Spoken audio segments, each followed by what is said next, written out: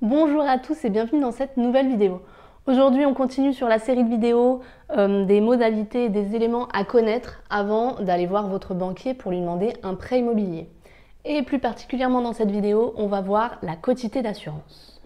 Lorsque vous signez un contrat de prêt, vous allez également signer une assurance de prêt qui est obligatoire. Si vous n'êtes pas au point là-dessus, n'hésitez pas à aller voir ma vidéo qui est sortie il y a quelques semaines concernant plus particulièrement l'assurance de prêt.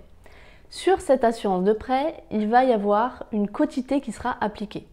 En fait, la quotité, ce sera simplement la répartition de la couverture proposée par l'assureur au niveau des différents emprunteurs. Par exemple, si vous avez un couple qui veut acheter sa résidence principale pour 300 000 €, ils peuvent décider d'appliquer une quotité d'assurance à hauteur de 50%. C'est-à-dire que chacun des co-emprunteurs sera assuré à hauteur de 150 000 €. Donc si jamais l'un des deux emprunteurs venait à disparaître, à décéder, alors sa part serait prise en charge par l'assurance, donc à hauteur de 150 000 €, et le conjoint survivant, lui, devra encore rembourser les 150 000 € restants. Malgré tout, cette quotité, elle est loin d'être systématiquement à 50%, elle peut être déséquilibrée au niveau des deux emprunteurs, ou elle peut être plus élevée que 50%. Donc je vais vous expliquer un petit peu tout ça dans la suite de la vidéo. Si vous êtes emprunteur seul, dans ce cas-là, vous n'aurez pas le choix, ce sera forcément 100%. Voilà, la quotité sera forcément de 100% puisqu'il faut que la totalité du prêt soit assurée. Donc vous ne pourrez pas choisir moins de 100%. Maintenant, si vous êtes plusieurs emprunteurs, donc 2 ou plus, vous pouvez faire varier les différentes quotités. Par exemple, là, dans l'exemple que je vous ai donné, c'était 50%, 50%. Mais ça peut également être 30%, 70%, ou 60-40, ou 75-75, ou 100-100. Voilà, ça peut aller jusqu'à 100% sur chaque tête. Donc je vais vous expliquer un petit peu plus pour que vous compreniez un petit peu mieux. En fait, la quotité d'assurance, vous pouvez l'adapter à la situation de chaque emprunteur. Par exemple, moi je veux investir avec mon père qui a 65 ans. Forcément, les coûts pour l'assurance à son niveau seront bien plus élevés. Alors du coup, ce qu'on peut faire, c'est appliquer éventuellement une quotité qui soit par exemple de 70% pour moi et de 30% pour lui, ce qui fera abaisser la cotisation d'assurance mensuelle. Mais lorsque mon père s'il venait à disparaître dans un an, alors dans ce cas-là, il n'y aurait que 30% du crédit qui serait remboursé, qui serait pris en charge par l'assurance, mais les 70% restants seront à ma charge. Donc c'est à moi de gérer et d'avoir une situation tangible pour pouvoir assurer de rembourser 70% du prêt.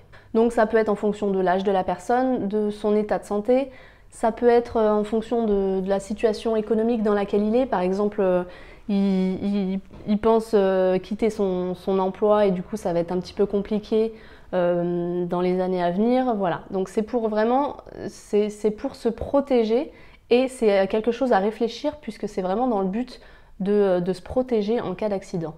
Et je parle de décès, mais c'est également l'invalidité, la perte d'emploi, comme je viens de l'expliquer. Voilà, c'est tous les petits aléas de la vie qui pourraient vous mettre dans une situation un petit peu délicate si vous n'aviez pas anticipé. En général, la quotité est de 50-50.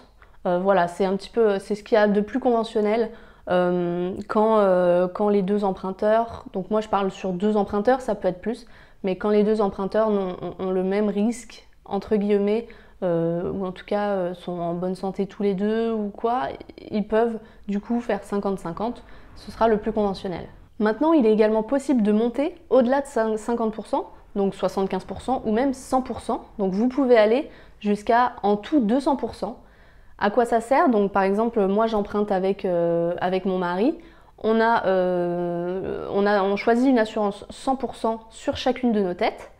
Ça signifie que si jamais je venais à disparaître, alors la totalité du crédit serait remboursée par l'assurance. Donc en fait, mon mari n'aurait pas besoin n'aurait pas de problème en tout cas pour ça, puisqu'il n'aurait plus rien à sortir. Voilà, mais bien entendu, si vous prenez 100%, c'est quand même plus cher forcément. L'assurance prend plus de risques, donc en tout cas, votre prime d'assurance sera plus élevée. Donc voilà, c'est quelque chose qu'il faut savoir. Si vous êtes, je sais pas, 3, 4, 5 emprunteurs, vous pouvez aller jusqu'à maximum 100% sur chaque tête. Donc si vous êtes 5 emprunteurs, vous pouvez aller jusqu'à 500%. Alors il n'y a pas forcément de réponse parfaite sur quelle quotité appliquer sur l'assurance, ça dépend vraiment de la situation.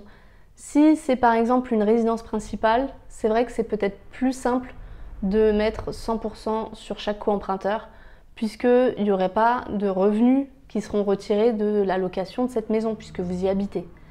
Si c'est un investissement immobilier, c'est vrai que normalement il y a des loyers qui rentrent, pardon. Vous avez donc des revenus liés à la location de votre immeuble, de votre investissement. Et donc, ça peut permettre aussi, en cas de décès, en cas d'invalidité d'un des deux co-emprunteurs, de pallier à une éventuelle perte ou changement de situation d'un des co-emprunteurs. Donc, c'est à vous de vérifier, c'est à vous de voir en fonction de la situation, en fonction du bien, en fonction de la situation économique de chacun, en fonction de la santé de chacun. Voilà, il n'y a pas de réponse parfaite, il n'y a pas de bonne réponse à quelle quotité appliquer. C'est à vous de choisir. Malgré tout, il faut savoir ce que c'est. Il faut savoir que lorsque vous allez parler d'assurance emprunteur avec votre banquier, il peut vous demander ce que vous voulez. Donc voilà, ce que vous voulez comme quotité. Donc c'est important de savoir ce que c'est, ce que ça signifie et les conséquences que ça peut avoir tout au long de votre prêt. Ce qui est important, voilà, c'est aussi de se projeter dans l'avenir, puisque si vous faites un emprunt sur 20 ans, votre situation à l'instant T, l'instant 0, quand vous faites votre prêt, elle sera différente de celle à l'instant T plus 20, quoi. Donc il faut essayer d'anticiper aussi les éventuels changements de vie, de situation que vous allez avoir dans les 15-20 ans pour pouvoir choisir au mieux cette quotité. Donc voilà, c'est à vous de choisir, de vous poser les bonnes questions. Encore une fois, c'est une chose qui se réfléchit et qui s'anticipe avant le rendez-vous bancaire, puisque sinon, ça va être, il va vous dire 50-50, vous n'allez pas vraiment comprendre, vous allez dire ok, mais malgré tout, peut-être que ça vous posera des ennuis plus tard. Donc voilà, réfléchissez un petit peu à la quotité que vous voudriez pour le projet que vous avez à présenter au banquier. Ça pourrait vous enlever une épine du pied pour d'éventuels problèmes qui pourraient survenir au cours du prêt. Donc voilà, j'espère que j'ai été assez claire et que vous en savez un peu plus maintenant sur les quotités d'assurance qui peuvent être appliquées. Si vous avez aimé cette vidéo, n'hésitez pas à mettre un pouce bleu en bas de la vidéo. Si vous avez des questions, des commentaires, n'hésitez pas. Si vous n'êtes pas encore abonné à la chaîne, c'est maintenant qu'il faut le faire. Cliquez sur la cloche pour être averti des prochaines vidéos qui sortiront. Et ben moi, je vais bosser pour la prochaine vidéo qui sortira semaine prochaine. Allez, à bientôt!